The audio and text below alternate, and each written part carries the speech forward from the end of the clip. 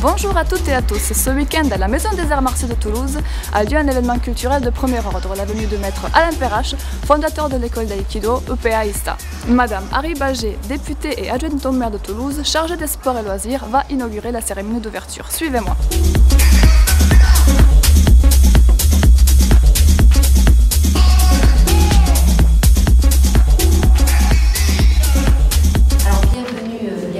À tous. Je voudrais bien sûr remercier pour leur implication Maître Alain Perrache et Maître Renaguet, fondateur et président du Yoki Dojo, et tous les maîtres de ce noble art présents ici à Toulouse. Alors tout simplement, je voulais vous souhaiter à toutes et à tous une bonne pratique tout le week-end, le regard bienveillant de Maître Perrache. Je crois que vous avez beaucoup de chance qu'il soit là ce week-end. Donc à toutes et à tous, je vous souhaite un très bon week-end d'aïkido.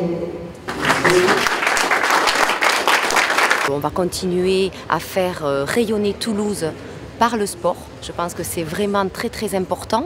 On va accueillir l'Euro 2016 qui va être quand même l'événement majeur du mandat entre le 10 juin et le 10 juillet 2016, troisième événement sportif mondial.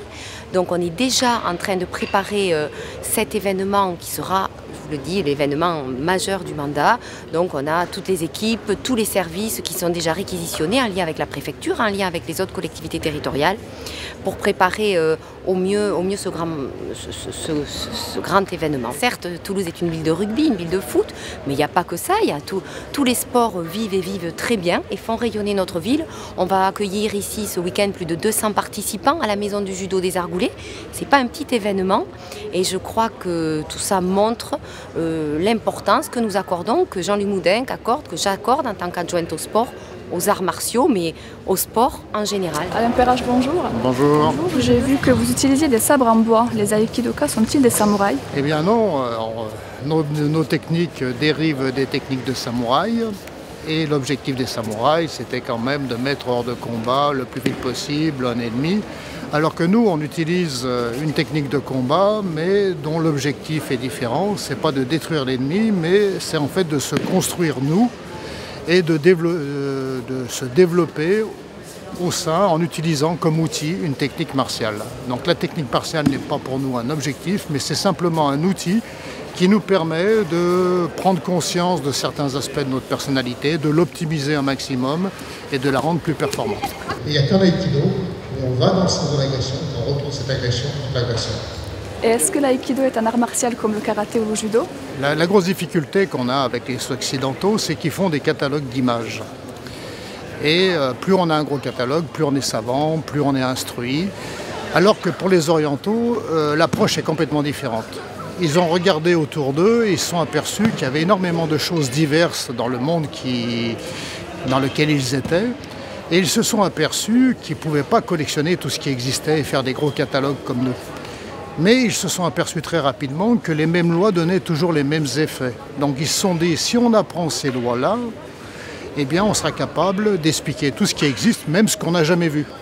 Et donc l'aïkido fonctionne pareil, puisque c'est un art oriental, et chaque fois que vous le mettez dans un contexte occidental, où vous mettez des critères sportifs ou l'éducation nationale dans l'aïkido, vous le polluez, vous en faites n'importe quoi. C'est plus de l'aïkido, c'est un aïkido local.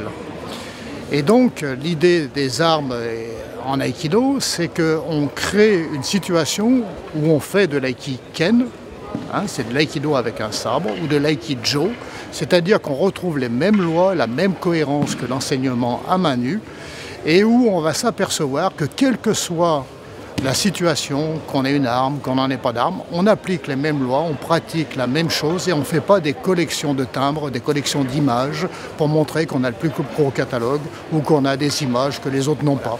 Et donc le fait d'avoir une arme, ça vous impose d'avoir la bonne position parce que on sait très bien que même si on explique l'exercice, on a des difficultés à le faire. Donc dans le système oriental, on vous met dans une situation où vous ne pouvez pas faire autre chose que quelque chose de correct. Et il n'y a donc pas de niveau pour faire des armes. On peut faire des armes dès le premier quart d'heure en aïkido. Il n'y a pas à avoir un grade, un niveau ou quoi que ce soit. C'est simplement une situation qu'on a à notre disposition en tant que professeur d'aïkido. S'il faut une arme, on prend une arme. S'il ne faut pas d'arme, on ne prend pas d'arme. On prend la situation qui est la plus adaptée pour faire passer l'enseignement qui est derrière. Donc la technique, l'arme, c'est le moyen, C'est le moyen d'arriver à un objectif, c'est pas l'objectif. Vous enseignez l'aïkido traditionnel. Vous inscrivez-vous dans la continuité du fondateur d'aïkido, Morei Ueshiba? Voilà, l'idée de l'aïkido traditionnel, c'est pour pas qu'on confonde l'aïkido traditionnel avec l'aïkido qui a dérivé, qui fonctionne dans des fédérations sportives, qui fonctionne avec comme le foot, comme tous les sports martiaux. Et on nous assimile souvent à des sports martiaux parce qu'on fonctionne dans des salles qui sont aussi pour le karaté, le judo, le kendo, des sports martiaux qui ont des compétitions. Alors que nous, on est à l'opposé de toute idée de compétition.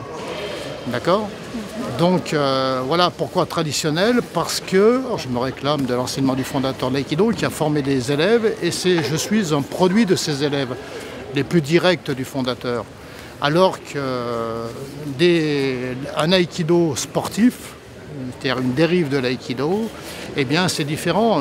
Cet aïkido-là est le produit, un sous-produit des enfants du fondateur de l'aïkido ou des petits-enfants du fondateur de l'aïkido qui fonctionnent dans des fédérations sportives avec des règlements sportifs qui ont pour objectif de faire du sport un jour ou l'autre, et qui sont donc à l'opposé de toute idée de l'aïkido du fondateur. Bien. Merci beaucoup pour toutes ces réponses. À bientôt.